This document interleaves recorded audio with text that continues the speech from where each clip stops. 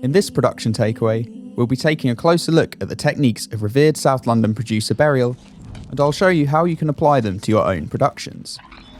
Burial burst onto the scene with two highly influential albums, released on legendary UK label Hyperdub in the mid-noughties.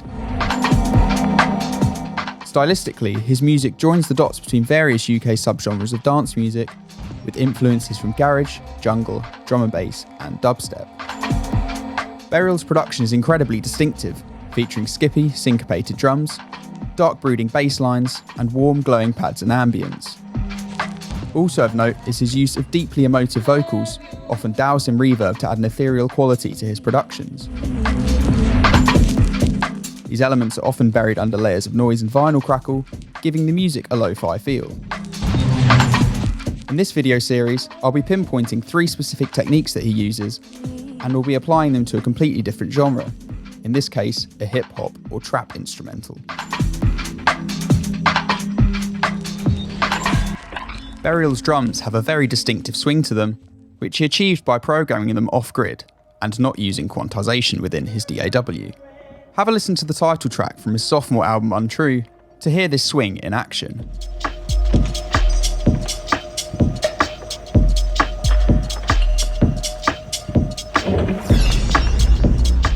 So let's have a look at programming a trap beat in Ableton using this off-grid programming technique.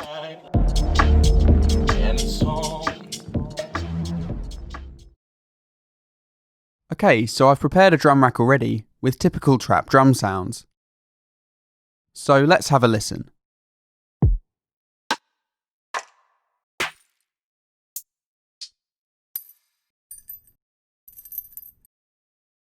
I've set my project tempo to 90 BPM. So let's open up a new MIDI clip. Now, to make sure I don't program something that's completely out of time, I'm going to put in a kick here and 2 snare hits here. These are on the grid, so we'll anchor the groove.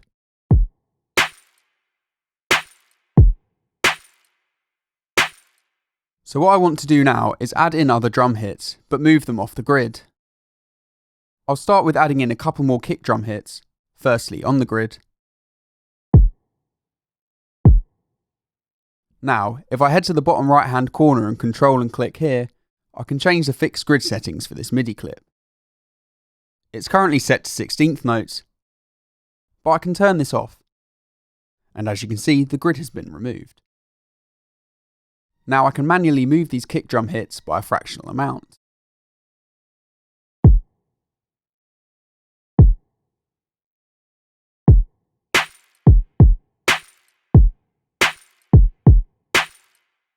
If I add in some more hi-hats, you'll see the effect that off-grid programming has, creating a unique swing. I'm going to switch the grid back to 16th notes initially, and program a pattern.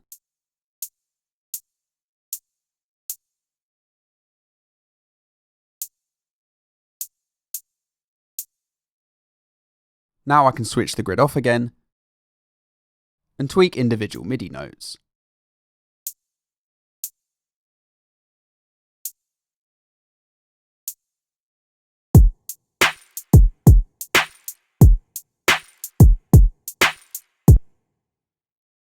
So you can hear that the beat has quite an interesting swing to it, and this can be exaggerated by adding more drum parts.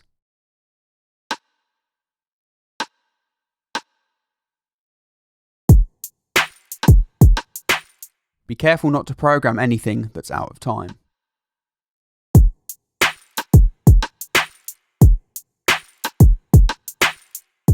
I'm going to continue in this vein and add more drum parts to flesh out the beat. Okay, so I've come up with a pattern that I quite like.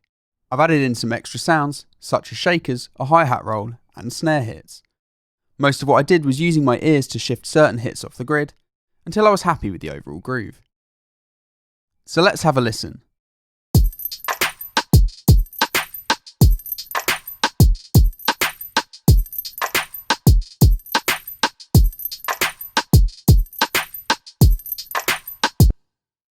The beat has a nice swing to it, and is more unique than if I'd used groove templates. A key aspect of Burial's production is his liberal use of sampling.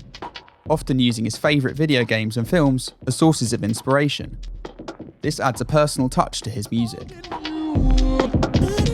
A prime example of this is on the track Archangel, which samples the soundtrack from one of Beryl's favourite video games, Metal Gear Solid 2. Have a listen firstly to the original soundtrack, and then note how he has manipulated the sample on Archangel.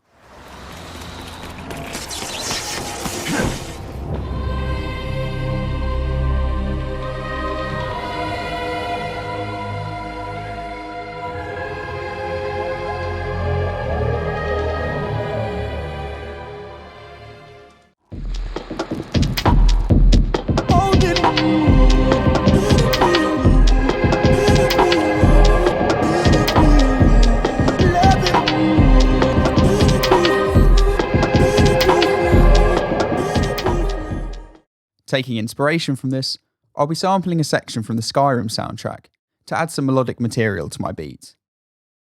The specific section I'll be using is from a piece called Secunda by Jeremy Soule, which forms part of the nighttime ambience in-game. So let's have a listen to the bars that I want to sample.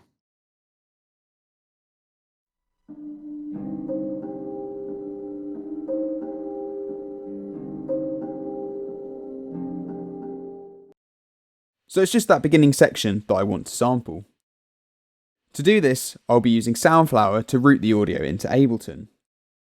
If I go to System Preferences, then Sound, and then Output, I can select Soundflower as the output. I need to make sure the volume's turned up to a decent level as well. Next, I need to set up Ableton to receive this from Soundflower. To do so, I need to go into Live's Preferences, and head to Audio, and set the input device to Soundflower. Next up, I need to create a new audio track. So if I hit play on the YouTube video, and then monitor the input on the audio channel within Ableton, I should be able to hear it. And as you can see, the signal's coming in there as well. So let's record this in.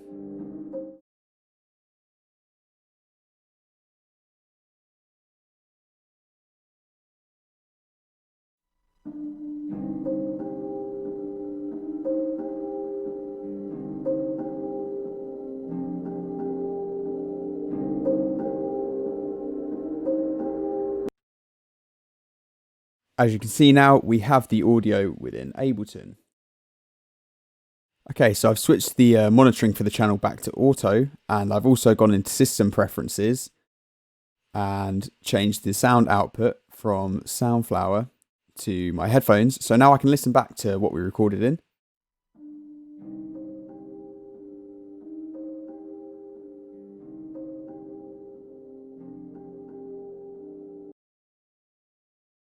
So the first thing I've noticed is that the audio is actually pretty quiet. So if I double click it here, I can simply boost the gain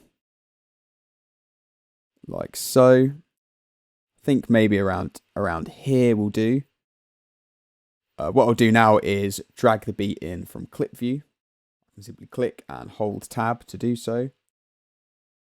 Probably only need a couple of bars of this, so just duplicate that. And now it's a question of basically lining the audio up with the beat and making sure it's in time and fits the swing of the beat.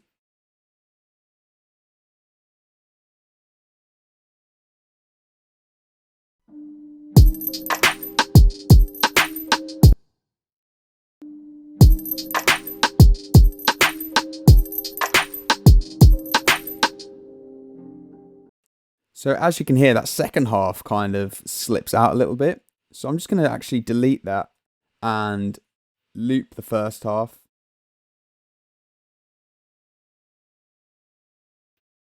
And copy that across.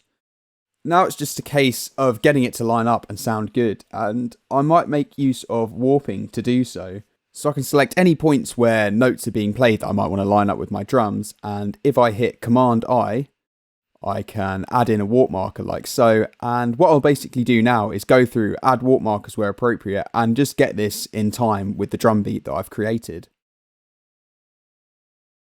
Okay, so I've had a play around with the warp markers and I've got it pretty much in time with the beat. A useful technique that I used is if you control click right down here in the bottom right corner, I actually set the fixed grid to off. And what this allowed me to do is it allowed me to move the warp markers themselves slightly off grid, effectively matching the off grid drum programming that we did. And another thing I'm going to do right now is in fact change the warp mode from beats to something more suitable for melodic material. I think perhaps texture might do for this. So let's have a listen.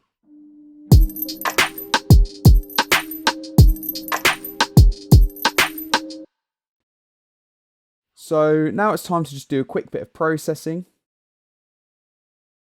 This sample is still pretty quiet, so I'm just going to add a utility plugin here and boost the gain of it. And I think a reverb will sound quite nice on this.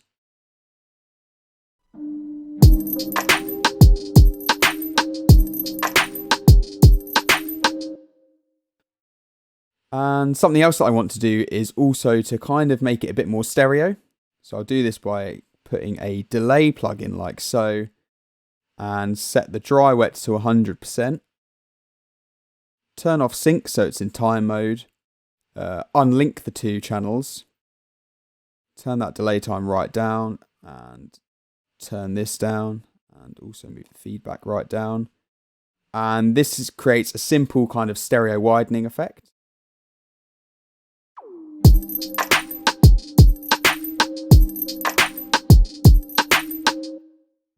So that's definitely more what I'm kind of after.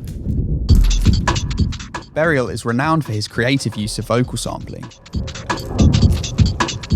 He often sampled 90s and noughties R&B tracks to add emotional weight to his productions. Have a listen to Near Dark, which features vocals sampled from Usher. I can't take my I can't take my I can't take my I can't take my Rather than sample the original track, Burial often samples a cappella covers of them. The audio quality of these covers often isn't that good, but Burial got around this by heavily processing them, notably dousing them in reverb. Another common technique Burial employs is pitching up male vocals and pitching down female vocals to add a layer of ambiguity. Taking this into account, let's incorporate a vocal sample into our beat. Okay, so I've had a trawl through YouTube and I found a vocal that I want to use. It's an a cappella cover of a Justin Bieber track by a singer called Lindsay Anastasia. So let me just show you the bit that I'm planning on sampling. Trying to fit in, keep it together, smile. So it's just that keep it together phrase that I'm looking to sample. So what I'm going to do is use the technique of routing it through Soundflower and I'll get this audio into Ableton and then we'll look at working with it.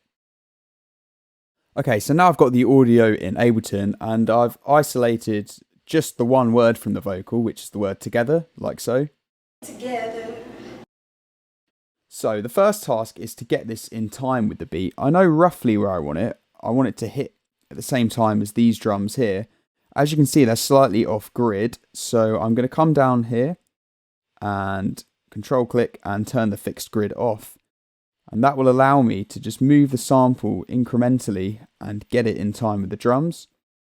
If I play everything together, you'll hear the effect that this has had.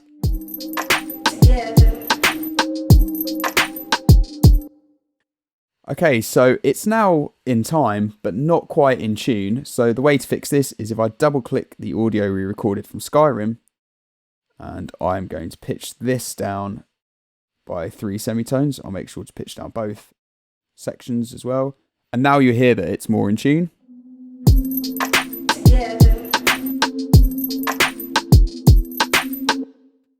Okay, so the next thing to fix is the quality. Of course, that's not great.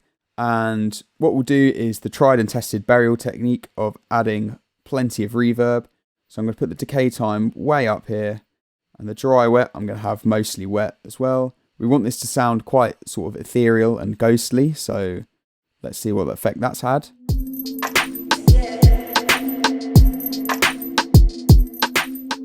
So you can see it almost acts as another layer of ambience as well. So I'm going to process this vocal a little bit further and just tidy up the beat a little bit, and then I'll show you what I've come up with. Okay, so I've come up with a short loop that I'm pretty happy with. I'll just show you quickly some of the extra bits that I've done. So I chopped the very first part of the Skyrim sample and actually added in an extra little chop here and pitched it up by an octave. So it was 3 semitones down, so not +9 semitones, it's an octave up from that. That just kind of adds a little bit extra to the start of the beat. And I've processed the vocals. As you can see, I kind of like added an auto filter here. And I also doubled the vocals up and re-pitched them. So I used the grain delay plugin and pitched it down by 5 semitones. I'll play you that quickly because that kind of ties in with Burial's idea of re-pitching the vocals to create ambiguity. So let's have a listen to that here. And I also added in a bass line as well, which in fact I'll play you the whole beat together now. So here it is.